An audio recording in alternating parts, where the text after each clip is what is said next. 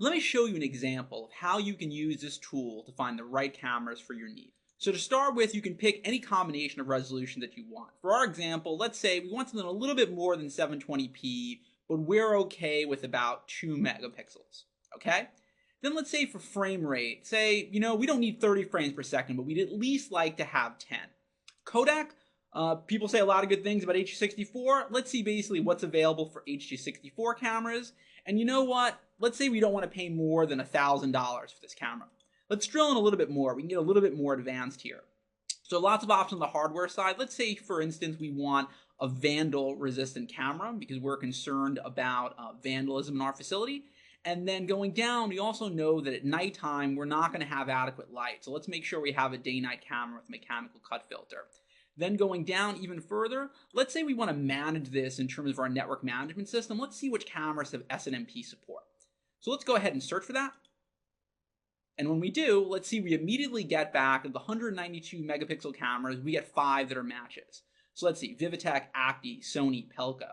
So let's scan across. We see basically we've got a 2, a 1.3. We're looking at the max frame rates, 15 or 20, codec support, online pricing, MSRP pricing. If we wanted to learn more about that, we could click on over here, and then we'd get the online pricing information details. Okay, let's keep on moving on. Let's see what other options that we have here. Let's take a look at warranty, either 2 or 3 years. Some differences in op temperature range. If you're in colder environments, maybe you're a little bit more attracted to the Vivitek, Pelco, and Sony over the Acti model. If you're looking for changing lenses, maybe that's important to you. We can see here that the Pelco is the only one out of this group that changes lenses. We can also, if we're interested in taking these results out, let's go and do a CSV export. And now we will basically download it to our computer, and we can do as we please with this information in a spreadsheet. Let's now go back to our Finder. So we got 5 cameras. Maybe we want to remove SNMP because it's really not a must-have. So let's remove that, and now we have 8 cameras. So we have a few more cameras on our list. Okay, even better, we can scan through here and look at some more of the details contrasting these cameras.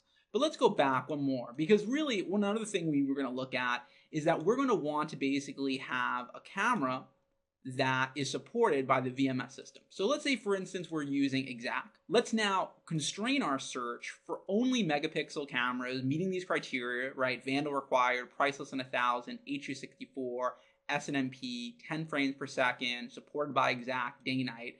So we've got one match here. So this Vivitek camera. So we're going to click on this. We'll get the details here. Again, we could export this as well, or else we could look at a directory of other Vivitek cameras to see more about that. Let's go back now to our search. Let's pull this all together here. So you can see basically of the variety of options. Some of the options we didn't even touch on. Let's say we were trying to define to only PTZ cameras. Now we can basically look at what's the minimum optical zoom range, the pan range, the tilt speeds, or do we want panorama cameras instead? Do we care about auto iris? Because we've got options for auto iris, interchangeable lenses, alarm inputs and outputs. This should give you a basic sense of the power this tool can provide you. Thank you.